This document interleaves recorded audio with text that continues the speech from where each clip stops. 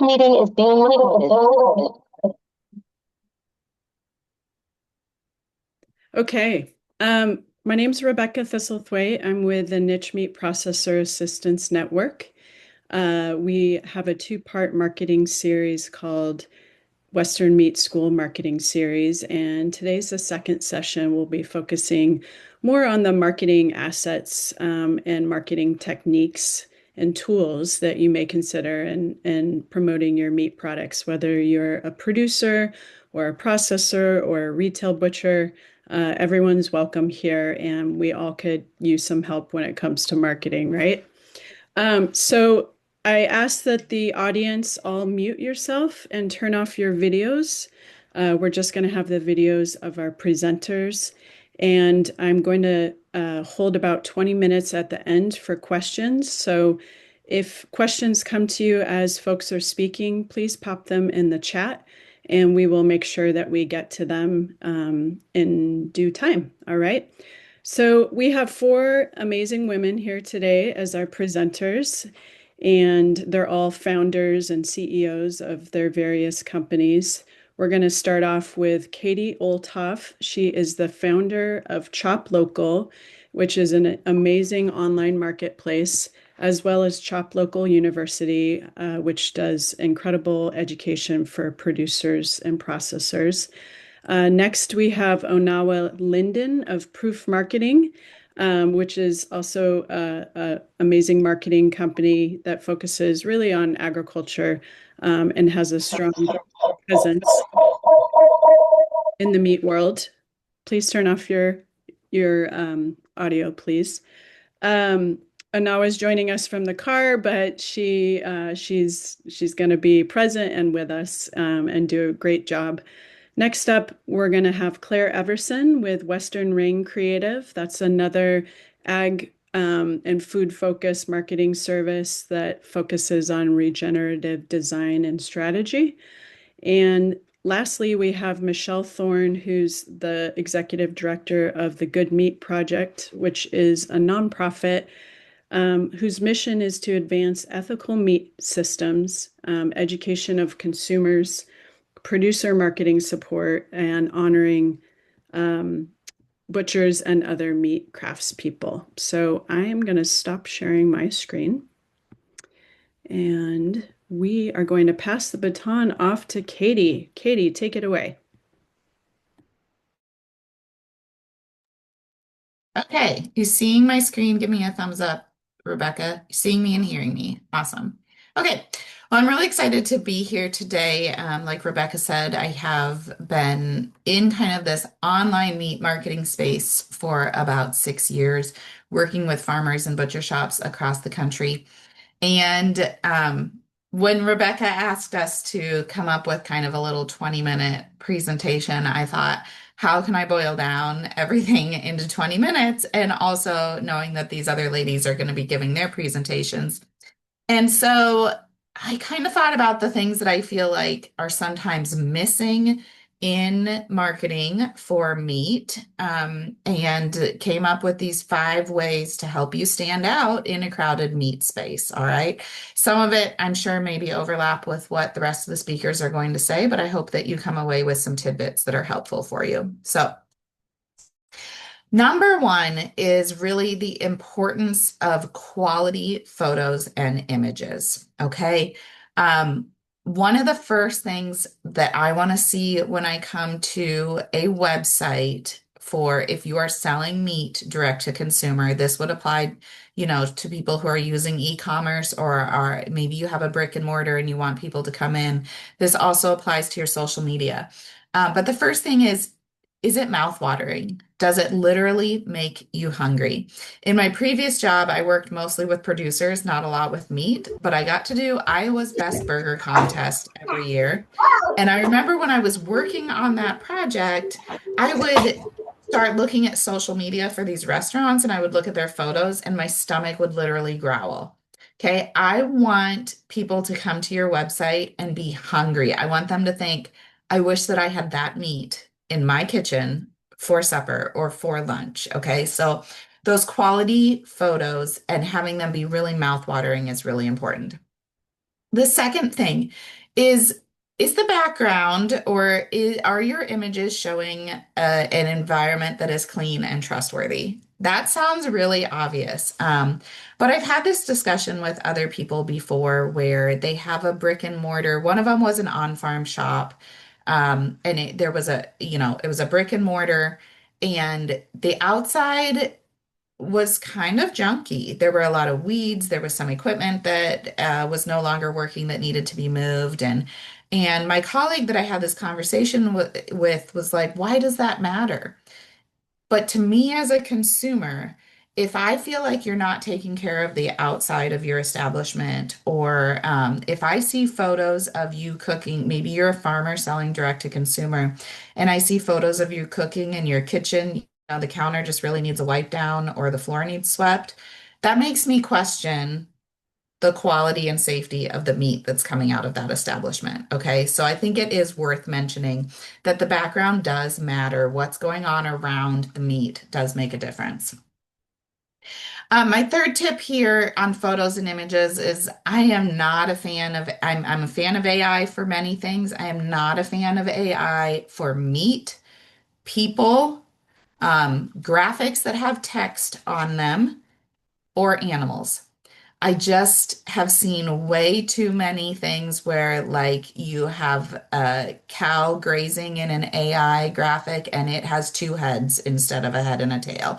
Or, I mean, that's like an obvious one, but there are also, I was on a website the other day that used all AI graphics, and it had this calf that was so bulky, like it was like a Belgian blue calf. And I was like, no, that's not like that's not real, you know? So there's just little things I've seen with meat. A lot of times it takes out the detail that we want to see, and looks a little bit just odd.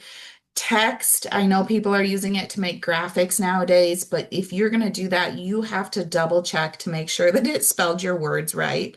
You have to look really carefully. Again, this was actually the same producer that was using AI for graphics on their social media, and there were words misspelled. One of them, instead of farms with an S at the end, it put an E at the end. And I'm like, those are things that we can just avoid for now. Let's avoid AI for these types of things. Now, if one of the other speakers comes in and tells me a way to do this without these mistakes, I'm more than willing to listen. Um, the last thing, I think stock photos are okay on websites, but I want them to be mixed with your photos as well. So, for example, if you are a meat processor, a lot of times I see the same stock photos used in that first hero image, that top image on your website. I see those stock photos used over and over again because I'm looking at probably a lot more hero images. I'm looking at a lot more meat processor websites than the average person. I don't mind that terribly as long as I scroll through the website or your social media, I also see those photos of your establishment that show me that it is clean. They show me what to expect when I'm going to walk in, that sort of thing. So use stock images, especially sometimes for those mouthwatering cooked images. I realize that that's really hard to get those. This is not a stock image, by the way. This is a team member of mine that takes amazing food photography. Um, but I want to see those images of your business as well. I 100% think that hiring a professional photographer to come in and take some photos for you is worth it. But you can also learn to take better photos yourself. And if you go to our Chop Local University website, we have a free food and farm photography guide that you can download there. So that's my plug to go and get that free guide because I think that the images are super important. All right. Second thing that I feel like is missing from websites or should definitely be included in websites and your social media are reviews.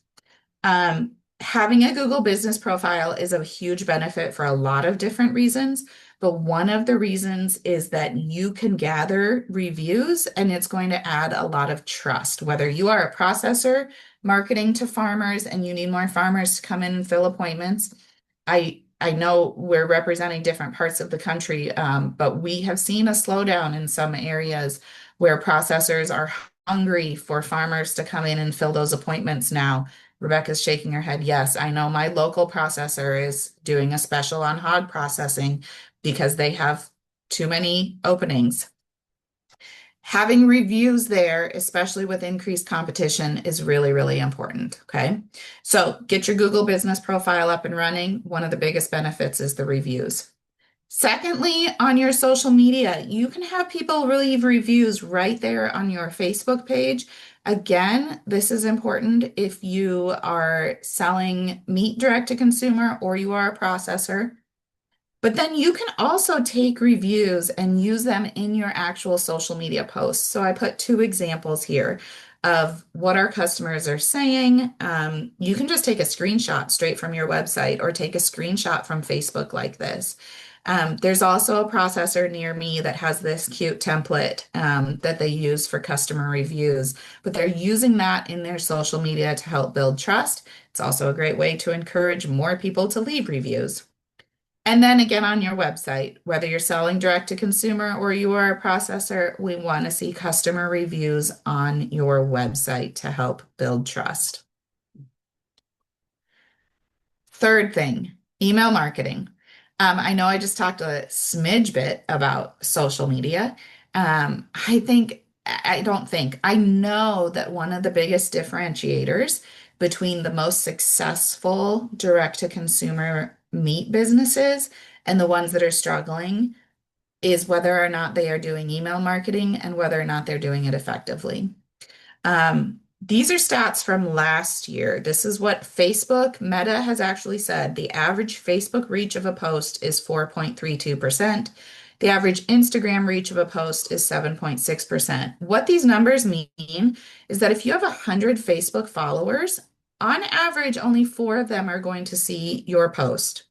If you have 100 Instagram followers, on average, only 7 of them are going to see your post. But if you have 100 email subscribers, on average, 40 of them are going to open that email. These numbers are kind of depressing, all 3 of them, I think. But the takeaway here is that if you're going to put work into something and you want to connect with your customers, email is a great way to do it. One of the first things people always ask me is, but how do I get them on my email list? We have a whole webinar that goes through these 10 things, and I'm not going to go through all of them right now. But if you go to our YouTube channel, you can watch me talk about email marketing over and over again because I love it and I'm very passionate about it. First thing is, people are protective of their email lists, and you have to give them something in return to get it from them. That is often a coupon, but it could also be something like a meat thermometer or a recipe guidebook or an entry into a giveaway. There are different ways to get email addresses, but it does take some strategy, and you will probably have to give something away. Okay. We recommend you collect those email addresses online and offline. So if you have a brick and mortar, have a clipboard at the checkout right there where people can write down their email addresses, as well as maybe a QR code, a pop-up on your website, once a month, a call to action on your social media that says, sign up for our email list here and you'll be entered to win, or you'll get a 10% off coupon for your next visit or something like that. Like I said, I could talk about this forever, but I feel like I need to keep moving. Just a couple things here. One of the biggest ones is once you set up some automations, you set up a welcome sequence that automatically sends them that coupon and tells them more about what to expect from your business. You set up an abandoned cart sequence where if they come and they start shopping, but they don't finish, they automatically get an email that maybe includes some customer reviews to help build trust and help them feel more confident in their purchase. If you set up those automations, it does the work for you, and you don't have to worry as much about sending out regular emails all of the time. Like I said, if you're interested in email marketing, our YouTube channel has a lot more information here that would be helpful. The next topic here. Let me see where I'm at. All right. Tracking and analytics.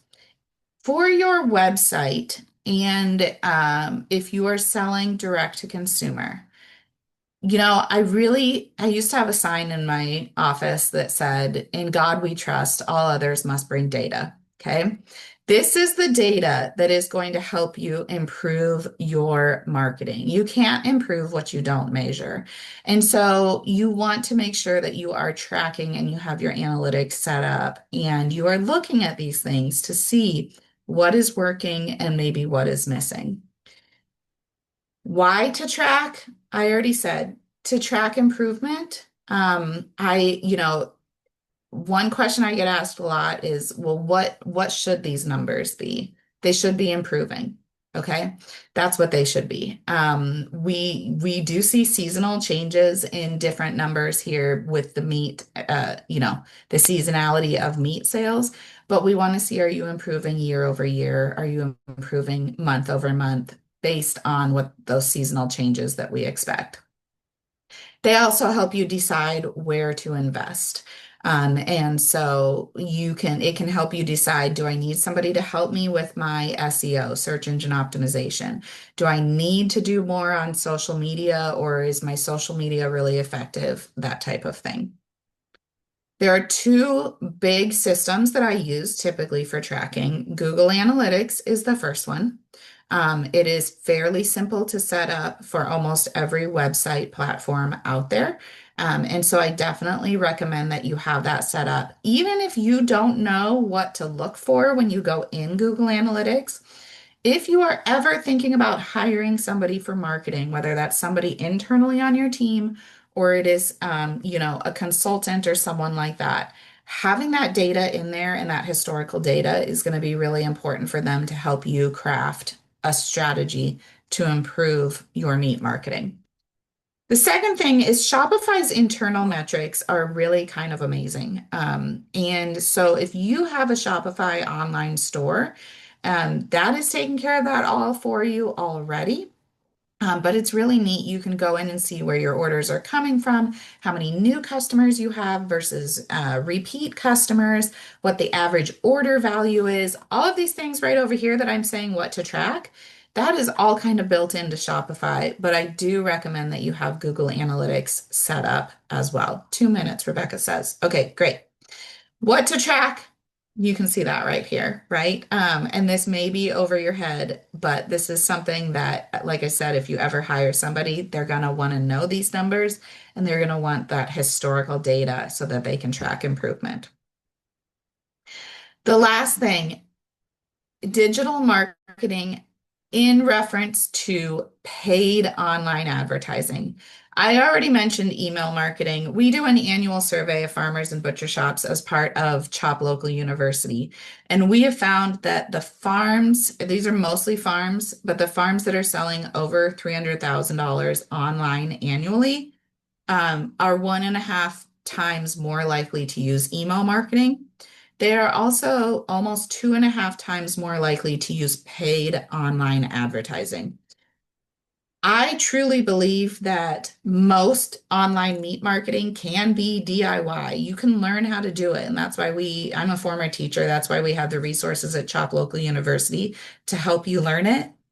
Online advertising is like a different beast. It changes so quickly. The different platforms change so quickly that it is hard to DIY. But I was sat in on the first session of this meat marketing series, and a lot of those businesses were saying they're not doing ads. And I wanted to pull this out right then and say, you can do it. You can do it profitably. There are people out here that can help you do it. And it can be a definite part of your marketing strategy that is going to help you stand out in your meat marketing. All right. Thank you. Here is my information where you can follow up, choplocaluniversity.com if you have, and I know there were a few questions. You want me to address those later, Rebecca, or answer those now? Yeah, we'll save them for the Save end. them? Yeah. Okay. All right. Awesome. Thank you, Thank you. Katie. That was super Yeah. helpful. Great start. Onawa, are you still with us? Oh, did we lose her? That would be kind of sad. All righty. I don't see her. All right. Well, maybe we lost her. That's okay. We'll move on to Claire, and if Anawa comes back, we will let her talk. So how about Claire? Take it away. All right, thank you. Let me get my things ready. Share. Hi, everyone whose face I can't see. Just hello. I'm glad that you're here. I appreciate you.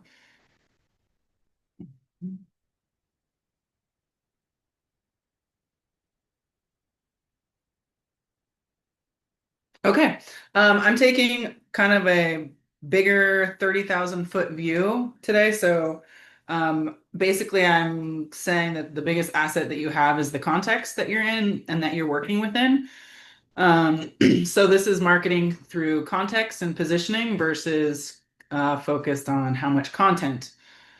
I'm making the point that the complexity that ranchers and processors and farmers navigate every day is actually a huge marketing advantage if you just see it as that and then know how to talk about it.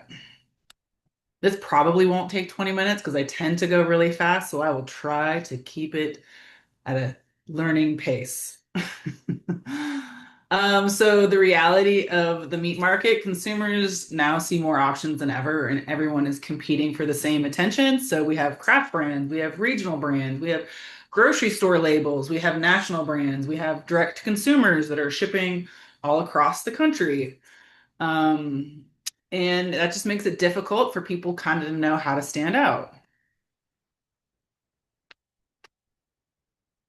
Let me So the messaging problem, most meat marketing sounds identical, leaving customers with the real question, how do I actually choose? I'm sure that we have all seen this.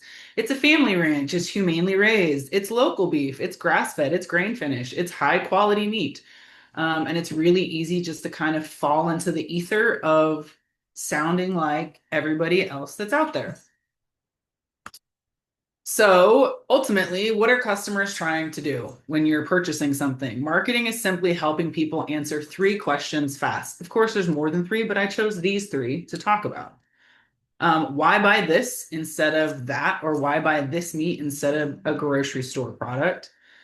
Why should I trust it? And is it worth the price if there is a price difference? And a lot of shoppers nowadays are looking for all three of these, but price continues to be a factor.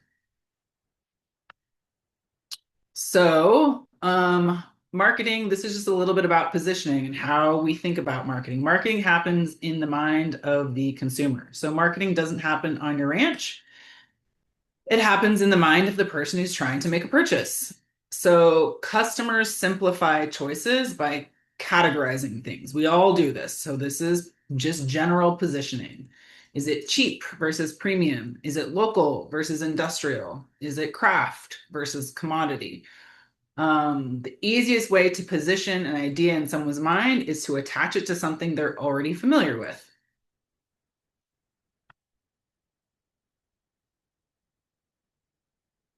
Mhm.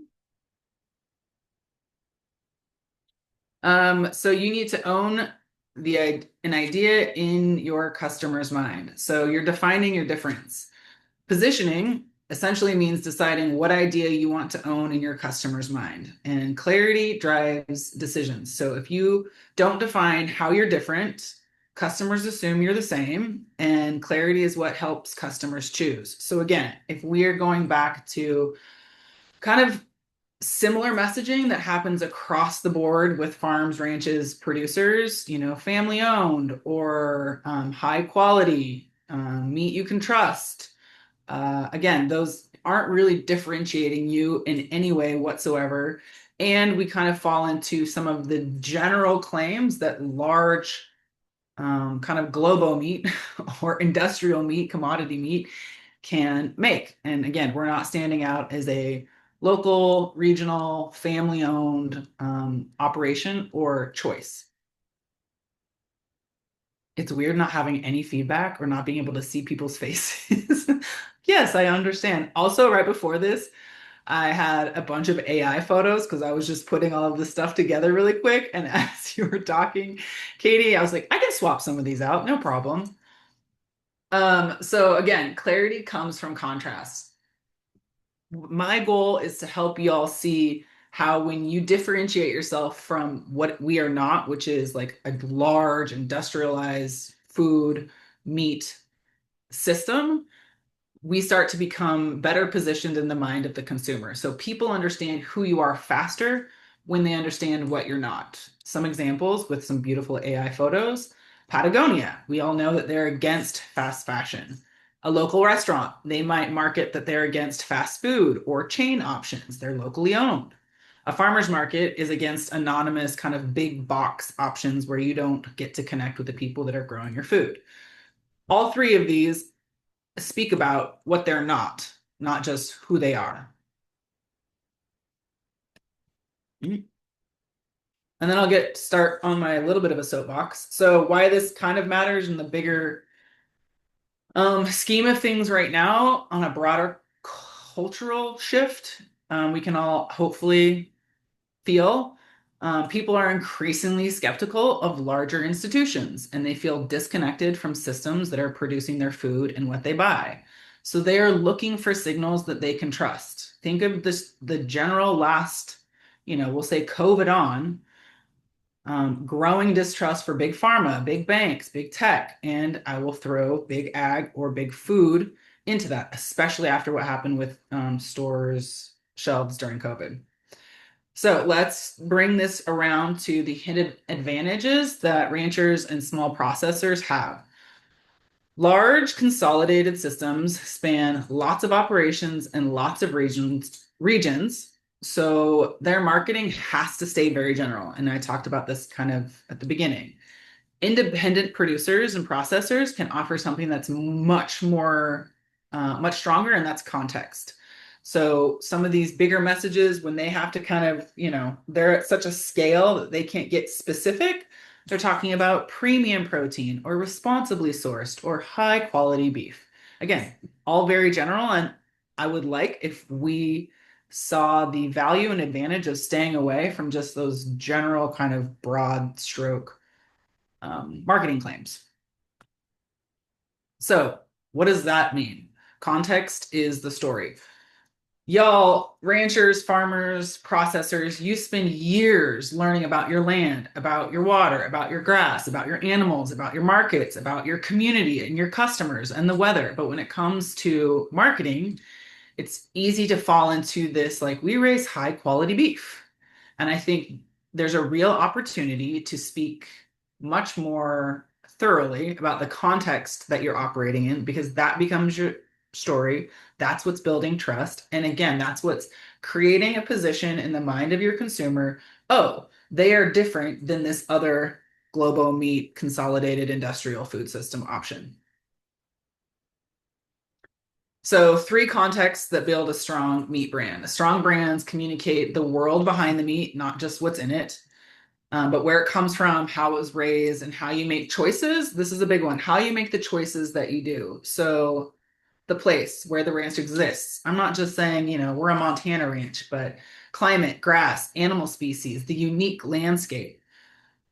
I think building resilient regional food systems is going to be a lot more likely if we use words that people within our region are familiar with. So if I'm looking to buy beef in Idaho and someone's talking specific about the Great Basin or the high desert plains, I'm going to connect that with, oh, that's local. I know them. They know me. We have a shared context. The system. This is another thing that you can be talking about. The system that you operate in and the systems that you have. So how you operate, why you move your cows, grazing, seasonal movement, processing, why you process the certain way that you do, and the community relationships that you rely on. So all of this works. And then I think one of the easiest ways to market where you don't have to think of like, oh man, what am I going to post today? Maybe you've heard this, maybe I live in a marketing bubble, but it really comes down to documenting versus creating. And one of the huge advantages you have as a small processor and a small producer or farm rancher is talking about why you're making the decisions that you're making. So why you make the choices you do, why you have the finishing methods, why you have the breeds, why you age, herd size. And again, your community relationships, why you trust the processor that you're working with, why you trust the person down the street who sells you their finished grain, like any and all of that stuff that you can speak to, again, is just creating transparency and trust and building relationships with your customers or potential customers that consolidated industrial food brands cannot do. They just simply are at a scale where they can't say those things. So what does this look like in practice? Instead of we raise high quality beef, what I would love to see more of is things where you're connecting what you do, how it impacts the customer, and why it's different than the alternative. Again, how it lives in someone's brain, positioning to, well, I could just go get cheap Costco meat. So our cattle's graze native high desert grasses in Eastern Oregon. The flavor reflects a healthy landscape and forage. Industrial beef isn't focused on creating healthy feed and landscapes for tastier beef. Profit is the only bottom line. And you can decide who you're for or what you're against and lean into it as much as you want. I'm just saying, in general, as small producers, small processors, that is who we are up against in this country and as a food system. An example of systems. So we rotate pastures every 10 to 14 days to prevent overgrazing. If you just say that, a customer's like, I don't know anything about overgrazing. Why should I care about overgrazing? And you're connecting the dots. So again, you're connecting the dots within that system. Healthy grasslands support healthier animals and a more resilient land. Why is it different? Industrial systems rely on feedlots, not living ecosystems. Health of the land equates to health of the animal, health of a community, health of, your kids at the dinner table. And then an example of what this looks like in practice when you're communicating decisions. We dry age our beef for 14 days before cutting and packaging. Why does this matter to the consumer? Because dry aging improves tenderness and flavor. Most marketing, if it connects those two, it kind of stops. And again, we're working on positioning. So large processors prioritize speed, and extended aging is rarely a part of that kind of bigger system. So hopefully it's clear how your context, speaking in more detail about what you're doing, why it matters, how you're making decisions, connecting it to how that changes things for the consumer, whether it makes their life easier, it makes the things that they value healthier, whether that's kids, their landscapes, their region, and then how it's positioned against the alternative, which is, globo industrialized meat. And then final words, and this is kind of my soapbox, so bear with me, but I take a 30,000-foot view often with strategy, with marketing, and I zoom out and try to read the room and see what's going on. And the reality is we cannot afford as producers and processors to only talk about our individual farm, ranch, and operations anymore. Unless you have 5 daughters or 7 sons, or you're rich and this is just a hobby for you that you can create a picture perfect lifestyle brand around, we have to start speaking and uniting our messaging as small producers and processors and supporting organizations if we are going to save the quote unquote the family ranch. And when I say uniting our messaging, I mean that when Katie is working with producers and Michelle is working with producers and I am working with producers, or you are a producer, if we start all saying very similar messaging, similar things about who we are, what we do, and what we're not, when I'm talking about this industrialized food system, that's really, I think, the direction that we need to go. We have to start talking about what's at stake for our region and our food system if we want to continue to have a sovereign food system that is run by people who are family ranches or small businesses and still connected to the land and are looking out for their land bases and their communities. So that we don't have just this global industrialized system that extracts all the value from our lands and consolidates it in the hands of a few absentee owners. And that's my soapbox. So I hope that makes sense. I like that, Claire. And also, really, rising tide lifts all boats. So if we can have more of a united message, we're really supporting our neighbors and our communities.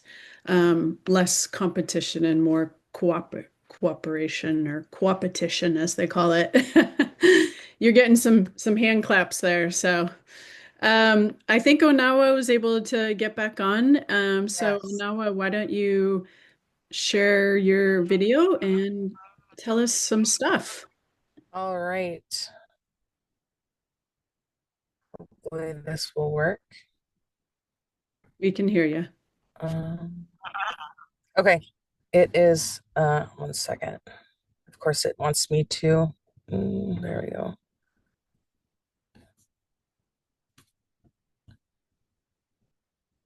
Oh, it's going to make me quit really quick. Oh,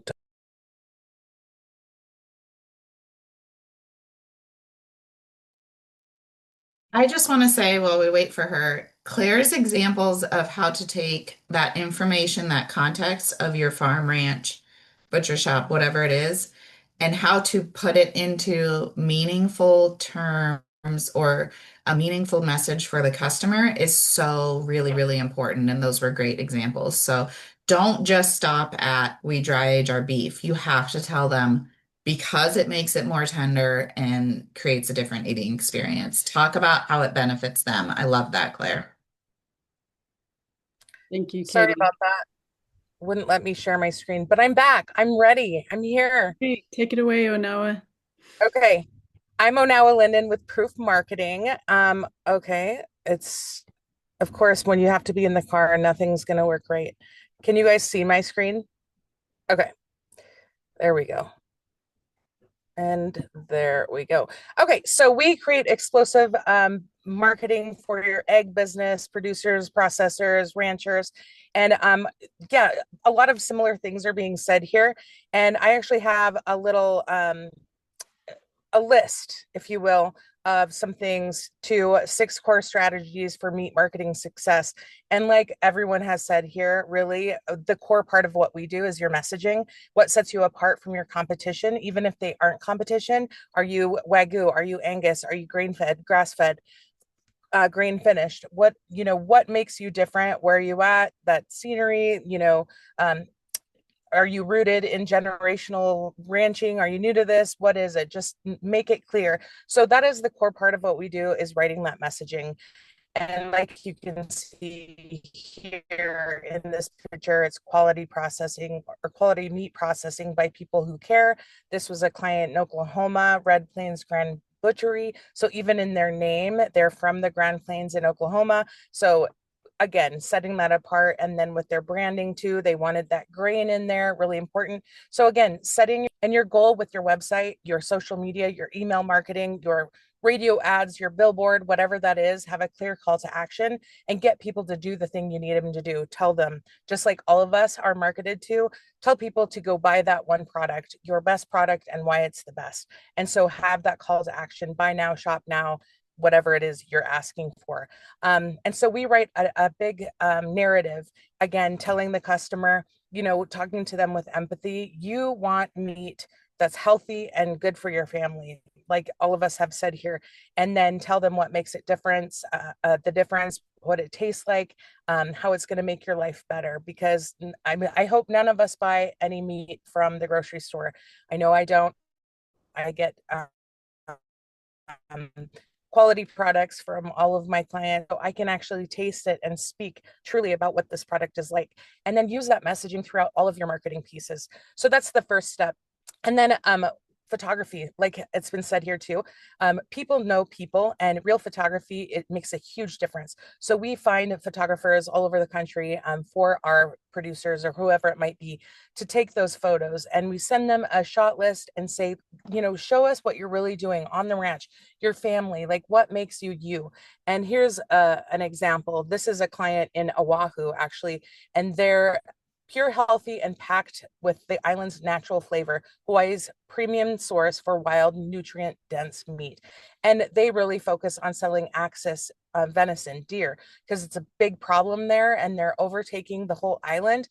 And so he's a Apache Indian also, and he's very focused on the spiritual part of this, helping the land, helping the animal, helping the people.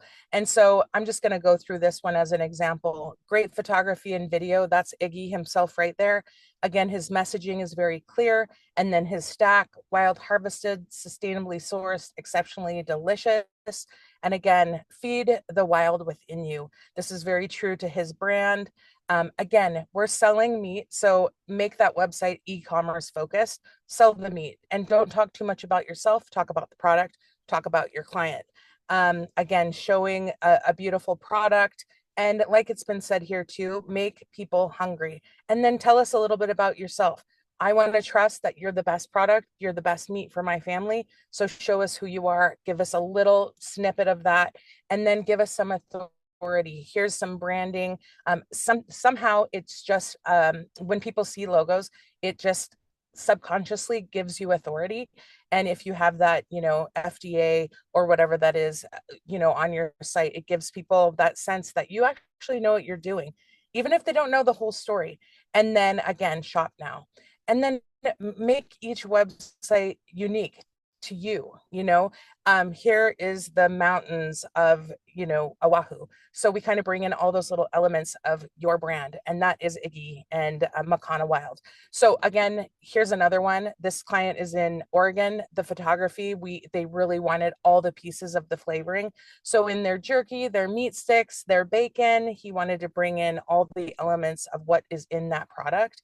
And then again, like it's been said, make people hungry. And then make some cute little sayings here. I mean, all these producers and ranchers are really, it's what do you call the butcher box? You're competing with huge corporate companies. And so what makes you different? Let's make people hungry. Let's make your product look the best out there in that area, whatever it is. And these guys are selling their product all over the nation and just blowing it up.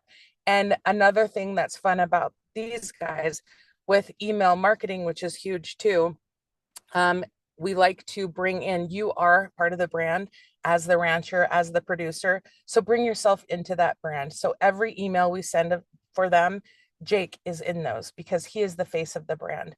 Be personal, be friendly. I trust that I know I'm getting this beautiful steak from this guy who actually cut this beef up, and I really trust that it's going to be good. And he gets on and he does reels and, fun things. Those things take time, but they really go a long way. Next, I know I can talk really fast. Again, the premium website, make it unique to you, to your brand. And then again, like I said, e-commerce, sell your meat, focus on that. I see a lot of sites that are just very wordy, a lot of different graphics that aren't focused on selling the product. People will get to know you once they try your product. So get that product in their hands first, and then they're going to subscribe to your, emails, to your social. They're going to want more, and they're going to get to know you more that way. And so give them that amazing product. Next, how do people find out about your website? It's through social ads. Really, Meta is the place to be for most ranchers, producers right now. And then, spending a little money, $5 a day is great, but you have to use that messaging again that sets you apart, and always buy now. It has to be that call to action to do the thing, and then drive them straight to your website. Again, I talked about email campaigns. Have that pop up on your website to capture the email address. Building an email list is like gold. And like it was said here before, you can gain 40% more in your revenue by sending email marketing and doing that consistently. Once a month, once a week or even twice a month is enough. But if you really want to sell, if you sign up with Chomps or any of those, it's several times a week. So do what you can to continue to be in people's faces. It's a nurture thing. The more they see you in marketing, they say it's 13 touches before somebody will buy your product or do business with you, minimum. So continue with those taps on people's shoulders to get them to buy your product, and for you to be in their face telling them why you're the best product out there. And then, of course, social media is huge. Getting out there, making people hungry, being funny. But again, every post is a call to action. Make sure you are selling your product. And then I just wanted to go through and so there's Heinz Meats. Here's another one, Yellowstone River Ranch, which is crazy. This is a ranch up in Glendive, Montana, and they used to be called the River Break Ranch. They have 4 miles of the Yellowstone River running through their ranch in the Badlands there. They did not have this name. We helped name them and brand them. I went on GoDaddy one day and did Yellowstone River Ranch. It was available for $12. I nearly died that day. It was so awesome. So they are the Yellowstone River Ranch, and they are a agritourism business. So they have sheep, they have beef, they have lodging. Again, show that experience of what makes you unique. It's a Montana sanctuary. You can unwind, you can stay there. They grow or they have kennels for golden retrievers. They have hunting. I mean, there's so many parts of this, but you have to kind of be clear with what you're doing or you confuse people. So there's a little bit of everything there, and then buy the meat, which they aren't doing yet, but they will be soon. Again, that landscape, making it very unique. Here's a new client in Sheridan. Again, a different, managing the land with purpose. That is the core part of their hearts. And then the next part of that is feed your family with confidence, because they're managing the land. And then the 4 parts of what they are, their core: stewardship, ranching, livestock, and lodging. So again, they did professional photography here, making their meat look beautiful. And then they have an Airbnb on their land as well. So again, agritourism. Again, that pop-up with the email address, join the ranch community, showing that beef. Again, we're showing all the parts of their brand. Again, trying to sell that meat though, showing those boxes, beautifully branded. Livestock, they sell, they raise horses. And then the ranch, you can go there and hunt, but they focus on the local community first. And then here it is. This ranch is my heart. This is Chris, and he loves what he does. Again, showing your heart. And then Q&A on your website really helps with SEO. Answer those questions. Again, here's their landscape. Here's another one in Oregon, Follett's Meats, more just focused on their meat, not so much the heart of the business, selling great product, beautiful imagery. Here's another one in Missouri. Beautiful. Again, his message is just a little different. Premium, know what you're getting, and then farm to table, custom processing, 100 years of crafting. Breakfast, best friend, be kind of clever. Show people it's easy to do. 3 steps: get your subscription box every month. This product's coming to you. You don't have to think about going to Walmart. Your product's going to be there at the door every month. Here's Old Salt. Again, the pop-up, capture those email addresses. We have raw photos, then we have video, then we have the cooked product. Again, make people hungry, but then show that premium product raw as well. And every one of these is just a little different. Their messaging, these guys are very much about regenerative farming and talk about it. But again, heavy in selling that product. Our goal is to make you money. One more here, Avalanche Ranch in Townsend, their Wagyu. Again, capture that email address, show that cooked product. This, we actually had a photo shoot and we got the grill going, threw some steaks on there. Again, cooked steak, some raw. These are the ranchers themselves on their land with their family favorites. You're getting to know them. It feels more personal. Again, those reviews, the benefits of Wagyu, you're educating people, and then here they are on the ranch. And then one more here on Instagram. This is one, Tizer Meats. They do their own social now, but this is years ago. Again, we use the same graphics that we would use in their email. So you see it on their email, their website, their social, their ads, whatever that might be. Make people hungry. And this is Anita. She owns the place with her husband. This is her recipe. And then 2 more things here before I go. I'm hopping into a surgery here. But if you go to my website, proofmarketing.com, up top, agricultural marketing, you will see this page here with the information I've just talked about. A couple examples, a video that we shot for some ads. Again, more examples. And if you click here and put in your name, your email, and your company name and enter that, I will send you this PDF that will go straight to, I don't know where it went, but it will go straight into your email, and you'll have that. It's a 3-page download with all the things that I've talked about. And I thank you so much for having me today. I'm sorry I've got to run, but hopefully I got it all done in that 5, 6 minutes. Oh, no, you did great. Before you leave, just quick question, because the audience probably wants to know about how much does it cost to put together one of these websites you've shown us in general? Sure. I don't like to overwhelm our clients. So first step I would do is have that consulting call, find out what they're doing. And we start with messaging, photos, and a website.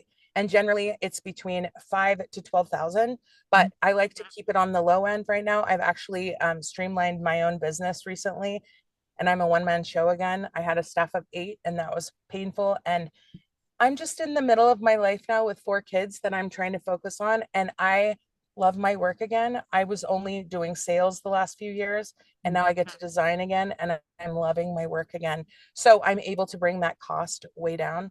And then with social email ads, it's a different, an online or a monthly retainer. But I like to do it in payment plans too, or help these guys get grants. Yeah. Awesome. So yeah, I'll That's always work with helpful. them. Thank you, Thank Anoa. you for having me. Yeah, thank you, and good luck on your appointment. Thank you.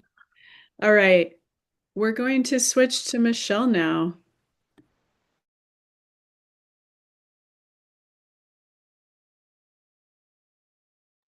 Thank you. This is great. Glad to be amongst such incredible, thoughtful people who know what they're talking about in marketing. I'm going to bring a little bit different take on marketing. I really want to talk about trends. I'm not really going to talk much about the Good Meat Project. That's our mission. You can visit our website, goodmeatproject.org.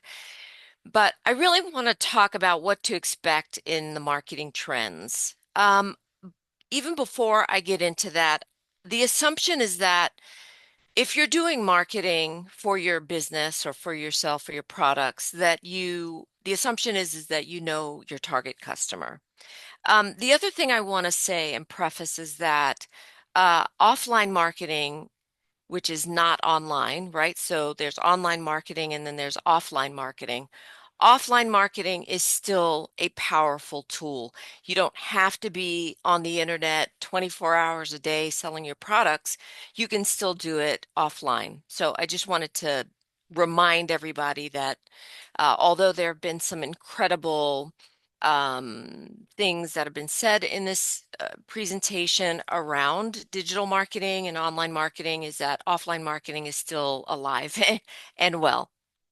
Okay, so I want to talk about things that should be on your radar this year. And again, I'm going last, so a lot of these things maybe you've heard already. Contextually, price sensitivity is a big thing this year in 2026. We're in a depressed economy. By the way, we're at war. It's sometimes hard to justify for a family spending $10 a pound for meat that looks the same as $3 a pound meat in the grocery store. So it's essential to communicate the value and the quality, right? Transparency expectations are a big thing this year with consumer trust at an all-time low. It is at an all-time low right now. And consumers are asking, can they trust the label, the brand, the messaging? So embracing transparency, traceability, showing proof of claims will play heavily into consumer decision making.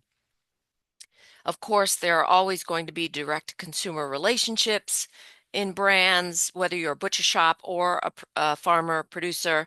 It's challenging enough to build trusted relationships and retention as it is with people's short attention spans and the lack of trust. But one way to ensure that you are retaining trust or building trust is to open up authentic opportunities for feedback and gathering data from your consumers.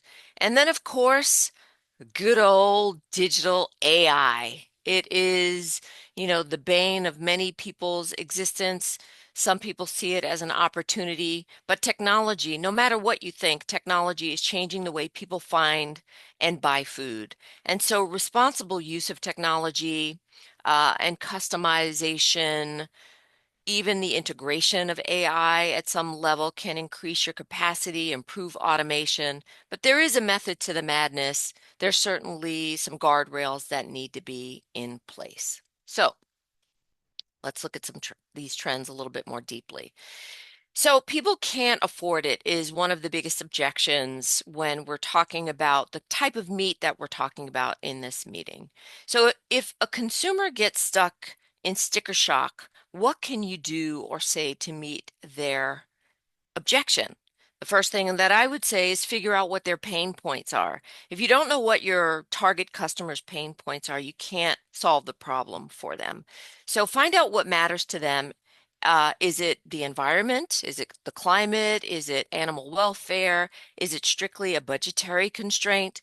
Knowing those things will help you communicate to them and deliver a solution to the problem that they're facing.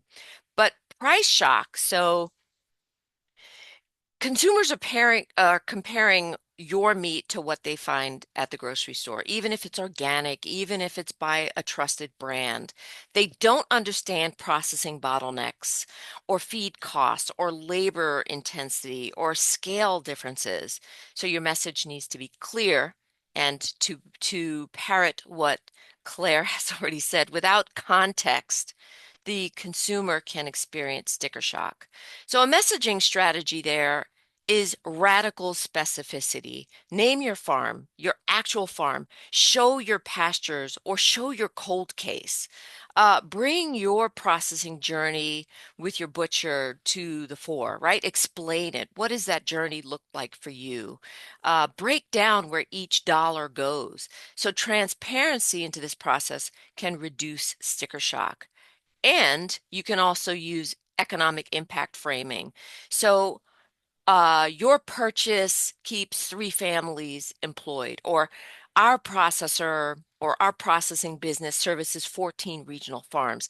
Including relevant data helps show the ecosystem, and that's what people are really buying into. Second thing is, people don't know who to trust. They make decisions around trust before you ever even talk to them, right? So Katie made a great point.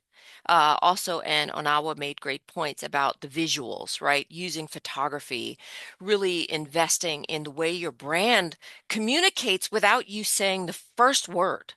So when you're building trust, one of the best ways is to ask questions and then listen.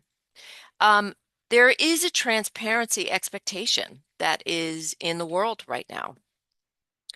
Studies show that consumers report a willingness to pay 10 to 30% more for local products when they trust the brand and that the quality is clear to them, right? So it's building trust, inviting them to your facility, showing the behind the scenes is a great way to build these trusted connections with them. It's not immediate, and it can take 7 to 13, as Onawa said, touch points with them to gain their trust before they make a purchase. So authentic marketing and messaging and experience to back up your claims is really important.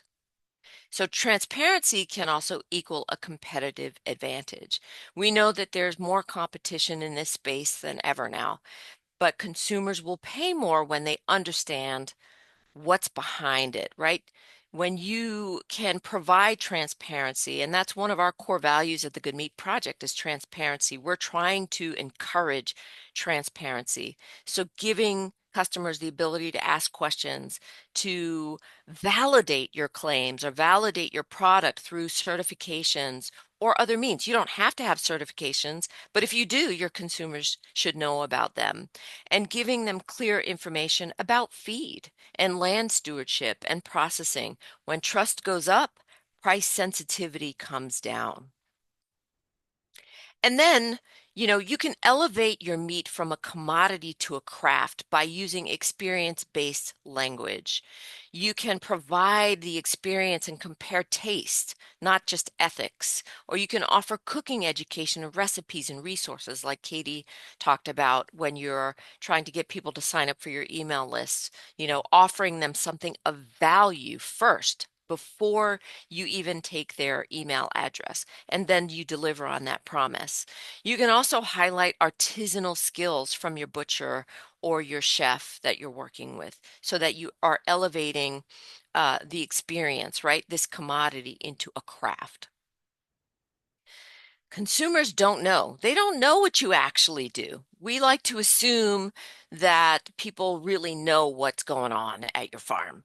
But how can you explain the benefits of the land stewardship that you're implementing, or the accountability that you're holding with your vendors or your customers, or the local and regional connectivity that you have to them? Tell your story. Tell your values-based story. People don't buy what you have, they buy why you do it, right? We've talked a lot about that. Everybody, I think, before me has said something about your why. Why do you raise livestock? Why do you dry age your meat? Why do you use the butcher or processor that you use? And then tell them how. How are you grazing your animals? What practices are you using? Um, how does that show up in your land or in your meat or in the community? And then your what? What are your products? What's your product mix? What makes your brand unique? What feed are you feeding? Why do all of these things matter? So that's really important.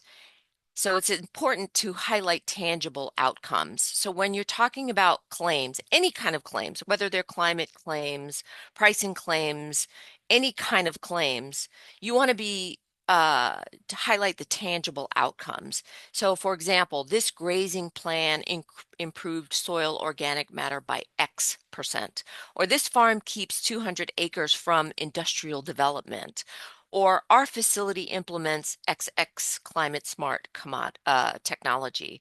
Specifics help make it feel real to consumers.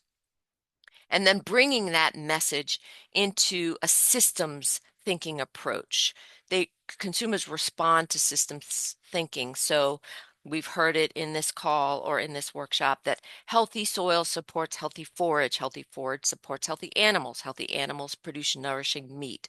All of those things talk about the system, right? I had a conversation with Cole Mannix from Old Salt recently, and we talked about this debate in the meat industry where people are fighting over minutia. Oh, well, grass-fed has this percent of omega-3, like, sure, maybe that matters to a segment of your consumer base who's really nutrition focused, but avoid debating about the minutia, instead reinforcing the integrity of the product of your systems. And then finally, let's talk about AI. Clearly, we can tell that this is an AI image. I did that on purpose. But now consumers have to contend with AI. There's no escaping it. It's not going away. It's only infiltrating more and more and more in every industry. It's in butchery, it's in farming, it's in marketing, it's everywhere. So, what is that? How does that help consumers? Or how can you use it responsibly, like adopting some of this technology where it really gives you an advantage? Part of that is owning your own digital real estate, right? You can take first-party data controls. So your website is your online real estate. That is your property, as opposed to investing in third-party online platforms. I know with inventory management and even some of the sales platforms, they are third party driven, but Instagram is a third party, Facebook is a third party, your CRM is a third party. And so, you need some of those things in order to be drivers of your business, but you really want to own your online real estate. It is your property. Even if you have a brick and mortar, having a hybrid of offline marketing and online marketing can be a really powerful approach. So investing in direct engagement strategies that nurture that trust and produce long-time loyalty or experience with customers can be very beneficial. Um, Here we are, growing that email list. That is really the key here. That is one of your greatest assets because you own it outright.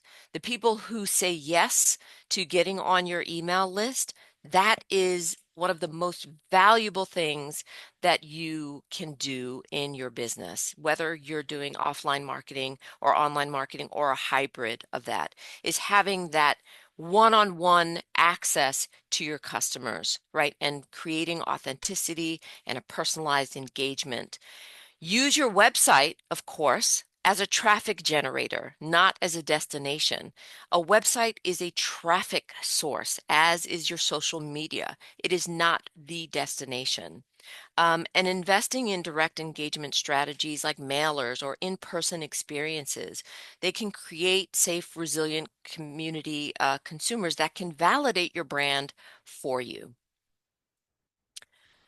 That's really all I have to say about it. I have a few slides here that talk about our resources. I'm not going to really get a little, too deep into the weeds, but there are some really useful things that we as the Good Meat Project can offer you for free. They are for free. They won't cost you anything except for your time. You can join and watch our lowdowns. These are our information sessions. You can download our bulk buying toolkits to help you and your consumers talk about direct-to-consumer engagement and expectations and what they need to know about buying directly from you. Um, you can check out our snapshots. We've talked to a lot of butchers, chefs, and farmers, so there might be some information there. Definitely list your business on our Good Meat Finder. It's a one-of-a-kind resource across the nation that connects people across the meat value chain from farmers to ranchers, butchers and butcher shops, retailers, and restaurants that are ethically sourcing, obviously. You can attend a workshop like this one. We do in-person workshops from time to time, and we also do them online. You can ask or offer something on our Good Meat switchboard, which is a thriving community of practice. We're going to be doing a couple of live dining events this year, Every Cut Matters, which is really embracing nose to tail. And we're going to be doing some marketing boot camps. So thank you for your time and attention. You can email us at programs@goodmeatproject.org. Thank you, Michelle. Now we have time for audience questions, and I'm going to just start with a couple that were popped in the chat first. This one was for Katie. Do you know if the Google business profile, if you don't have a physical address, if you can still make a business profile on Google? Yeah, so it depends on what you mean by a physical address. You do not have to have like a brick and mortar store with open hours where people can come in and shop, but you do have to have an address attached to your Google business profile. So if you are a local farm, that's the example that I see where it's like a local farm that sells online only or does farmers markets only. I would still definitely recommend you have a Google business profile, because then when people search farms in my area or beef farms near me or something like that, that's going to help you show up in that we call it the map pack when a map shows up and it has those responses. So you definitely want to have it. Um, I have worked with farmers before, like one of them has lamb, and lamb has a different kind of market, and she has had people show up at the farm and want to harvest a lamb in the driveway. You're shaking your head, Rebecca, like you know what I mean. She's like, I can't do a Google business profile because I cannot put my address on there. Um, but you could maybe consider if your processor would let you use their address, if the farmer's market address, sometimes Google will send you a postcard to that address to confirm it. So it gets a little bit iffy, but a Google business profile, is open to a lot of people. If you are strictly e-commerce, Google has started to do like an e-commerce type overview that is similar to a Google business profile. But it's kind of new and don't know a ton about it at this point. So Taylor, it would depend on your situation exactly, and we could take this offline and discuss it, exactly what's going on. So. Yeah, it was a good question. He said Yeah. it's his headquarters is not where he wants people to show up. And I used to have a farm in California that people would just show up to Sunday morning at 6 a.m. and honk their horns outside our gate, wanting to harvest fresh chicken. And we had to take our address offline.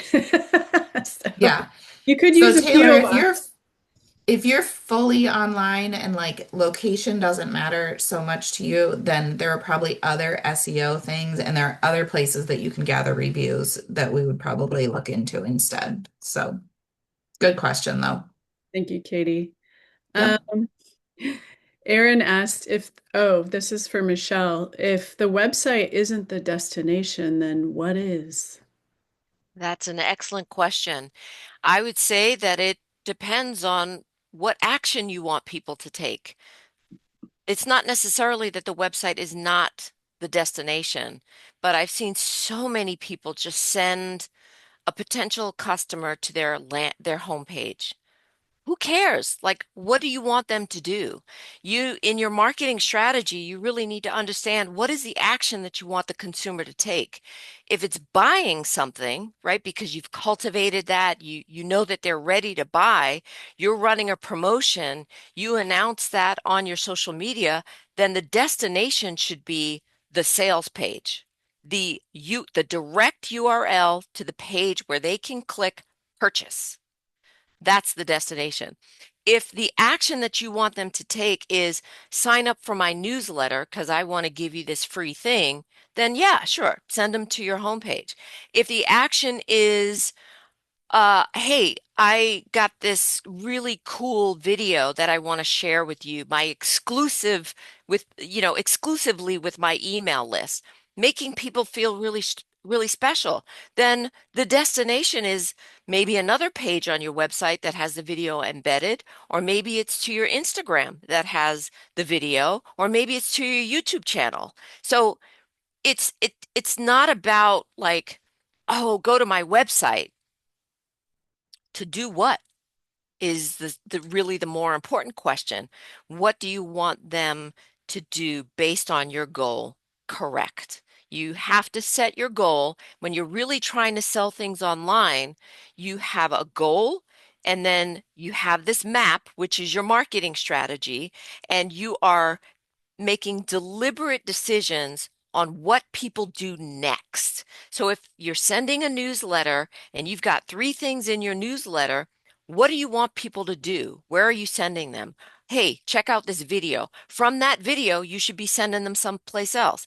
Oh, check out this blog post that really explains X, Y, and Z. From that blog post, hey, are you ready to purchase? Boom. Like you have to have a strategy, and it has to be very clear and explicit based on your goal. All right. Good point. Yeah, and it might even be directing them to visit you at the farmer's market or come to your butcher shop or, Yes. I sign up didn't, for yes. your farm event, right? Correct. I didn't Yeah. mean to leave out the offline marketing because, like I said in my presentation, offline marketing is still really powerful. And I think maybe even more so in the digital age right now. People seek connection. They want to connect with another human being. They want to come to the farm. They want to talk to you at the farmer's market. I can tell you so many stories about people who stand at the farmer's market, and people just want to talk. Right? They just want to talk. They may not make a purchase, but they want to talk. And you can see that as an opportunity to gather data, ask questions, find out what they're looking for, what matters to them, right? Talk to them, give them a little handout that says, hey, here's something new that we're working on, or we're having this event in the spring, right? But just this is a touch point and make it worth their while, but gather as much information as you can while you can. And if they're online, and they want to connect to you on Instagram, great. But that's a real opportunity to gather data in person. Thank you, Michelle. Audience, is there anyone who wants to unmute yourself and ask a question live? Or if you're shy, you can pop it in the chat, no big deal. But we welcome audience questions at this point.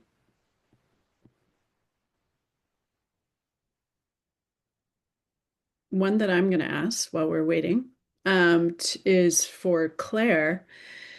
So you talked about sort of positioning yourself by what you're not.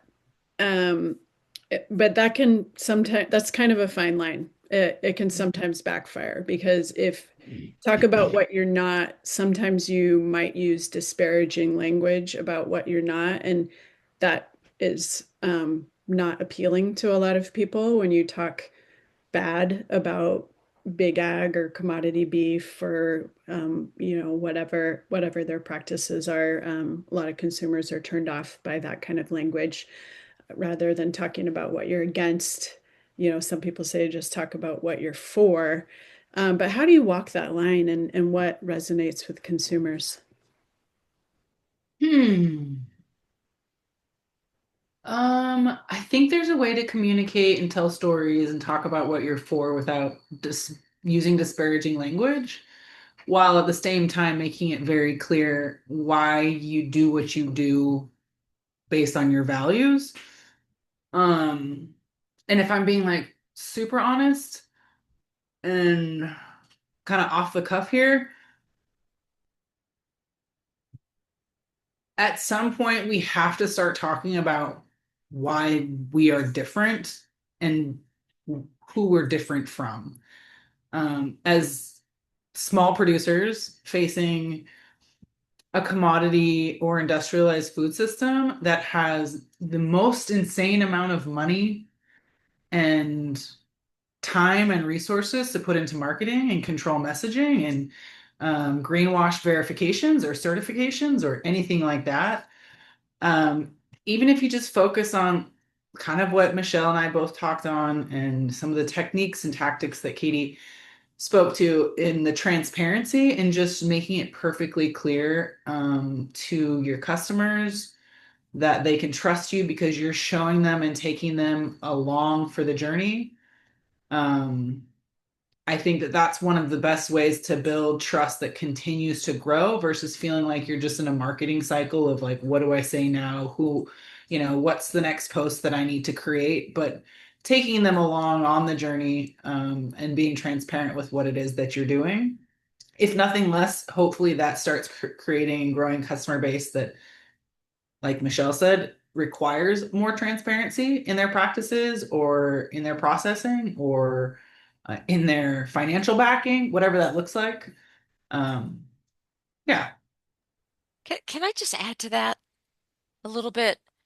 Because I don't necessarily believe that um, being bold in your messaging equates to talking smack about anybody. I think that you can make a bloodless cut, right? It's framing, right? You're framing an issue based on the way that you communicate it. You can be bold in a way that isn't offensive, right? If that's your brand, if that's your brand voice, if that's who you are, if that's the way that your consumer likes that messaging, like it resonates with them, you don't, I don't know. I sometimes, it's very individual, like depending on your brand, the brand that you're building, what is your brand voice, right? Like it's not going to sound authentic if you cuss on a daily basis with your consumers and then your website is very official and it just doesn't match. So I would say 100% what Claire said, but also consider like those other pieces. What is your brand and your brand voice? What is your consumer or your customer expect from you? Who is that avatar? How do they like to be talked to? Are they pissed off too? If they are, like maybe that resonance Mhm. can can help them feel like they're a part of your tribe. So that's all I wanted to add to that. That's a good point. Yeah, you really have to speak it to your customers' language and maybe level of formality and all of that. So I appreciate that, Michelle. Was there anyone in the audience who wanted to unmute yourself and ask a question?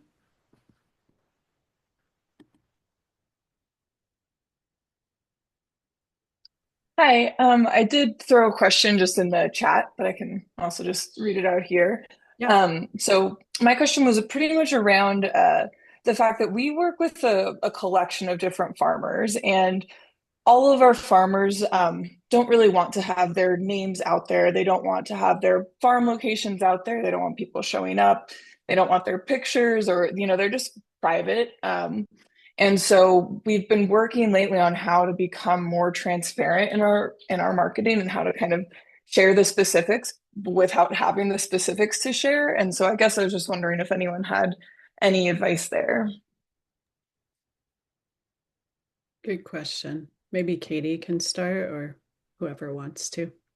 Yeah, Taylor, I think I mean, I think that that is unfortunate that the farmers don't want to be part of it. That being said, like on our marketplace, the farmers want to be part of it, but it's like pulling teeth to get them to cooperate in our marketing, like send us photos, things like that. And because they're spread out, we can't go out and do it ourselves. But anyway, I think that if if you did have a farmer that would be willing to come out, let you come out and do some photos or something, you could still do it in an anonymous way, keep their back to the camera, that sort of thing, see their cattle out on grass or however they're raised and still get some really authentic photos without giving away any of those personal details that they might not want to incorporate. I also think going back to Claire's presentation about talking about your farmers' practices and how they make the decisions that they do and how they're raising their animals. And again, making sure that you're really talking about how that equates to a different product from commodity products. Um, Using her advice that she had in there, you could still do that and keep things anonymous for the farmers involved. Good answer. Any of the Thank other you. speakers want to chime in? I would say that it's also okay if they don't want to participate and you're the lead brand, right? We see this a lot in aggregation, people in wholesale, they just want the products to sell, right? They want to keep supplying you as the intermediary that's is selling to the public. So, you know, again, you can say things in your messaging like, um, the farms that we work with don't want you showing up at their door, but they love you. You know, um, and I mean, again, it's framing. You can be honest. I think consumers want honesty.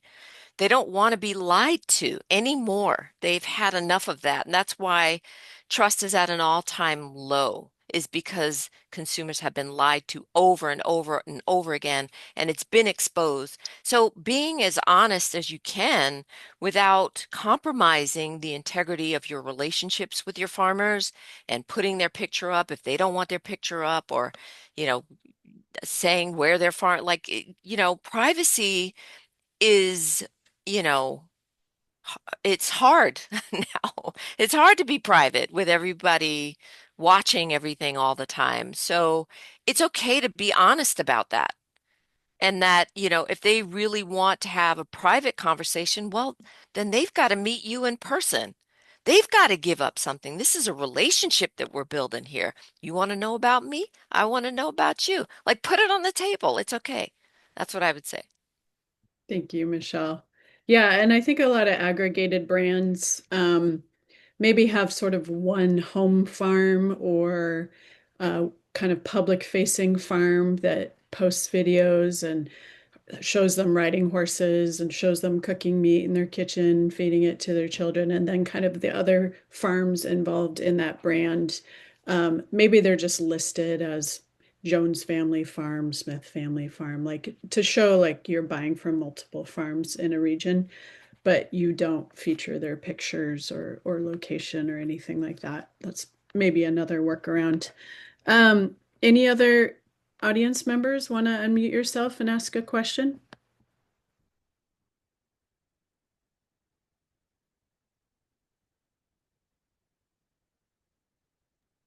I want to hear, I'm reading Aaron's response to that question, and I would love for him to jump on and clarify what he means. Good idea. Aaron? Uh, yeah, I'm here. So uh, the example I used was like Farmer's Choice, which is a Southern America brand of pasture raised organic uh, grocery store meat.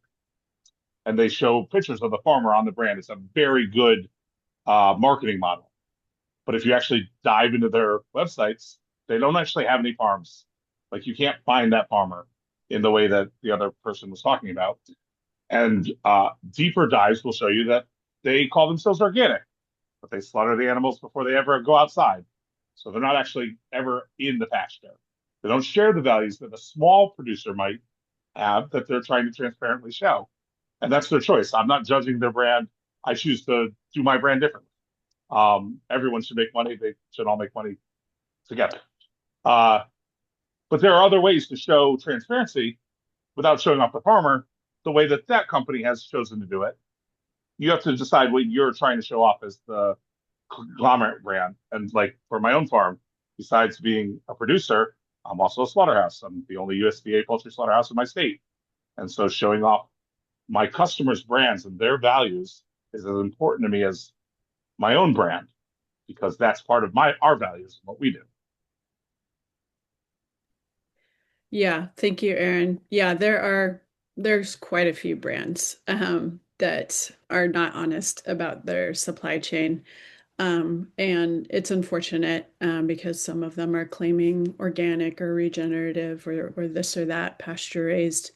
Um, and consumers are increasingly sniffing those things out or noticing the lack of transparency. Like Butcher Box, for example, people are finally realizing their beef supply is not from North America, it's from Australia, and that surprises a lot of people. Um, but if you just want to take the high road, I kind of always advocate for that is we're going to do things differently and we're going to take the high road and be honest. Any of our presenters want to address that at all before we close? Well, I have something to say about it. And, I think there's this from a business perspective, right? If you're in business, the goal is profitability. But I think that there's been this like, exponential growth expectation when, you know, in business, a lot of times it pays bigger dividends to go deep than it does to go wide. Right. And there's a big driver for people to try and get all the customers, right? And do all the things and please everybody. And it's just not possible. It's going to burn you out. You're going to get frustrated. Things are going to break. You're going to break, at some point. And so it's really important to, from a business perspective, I think, focus on your loss leaders, your profit centers, and scale those. And you can do that in tandem with your marketing, right? And really focus on like the things that are bringing money through the door. And then you can like focus on other things and expand your messaging and get creative, but you need a marketing plan, right? And you need a business plan. You need the map to do what you want to do and do it effectively. And so, um, you know, yeah, I mean, I don't want to belabor the point, but everybody's doing great things, but really focus on what you're doing well. Where's your profit center? Wrap your marketing around that first, and then like do the other things. So that's what I would say to that. Thank you, Michelle. Any closing words, Katie or Claire? No, just thank you everybody for hopping on here and the discussion and the questions. It's always good. I enjoyed hearing from the other speakers today, and it's always good to hear what kinds of questions you guys have because that helps us as professionals know, what we should include in the next presentation. So, sorry, Claire, for cutting you off. Go ahead. No, you're good. I was just going to say thank you and kind of the last note on the transparency and farmers who maybe don't want to have their faces out there. just a reminder that we're also in a position to show transparency over the whole system or part of the system. So this could be transparency in your region and what the food system looks like in your region and where most of the meat comes from out of state, or it could be transparency about you have a really incredible local food scene, and this is how your meat goes to process, that goes to restaurants, and you're connecting the dots for people within a system, and you can kind of decide how much and where that transparency looks. But again, it's an advantage that we have over other larger food conglomerates because they don't have the access to those stories the same way that we do, and they can't talk about them kind of in real time. So time is also a huge part of that transparency. This is what's going on now. This is what's happening here. This is where we're at in our decision making as a farm or ranch. And thank you. We have to wrap it up now. Sorry that we have to cut you all off on questions, but really appreciate the speaker's time, and we will be adding this to our YouTube channel if you want to revisit it or share it with friends. So thank you so much. Have a great day, everyone.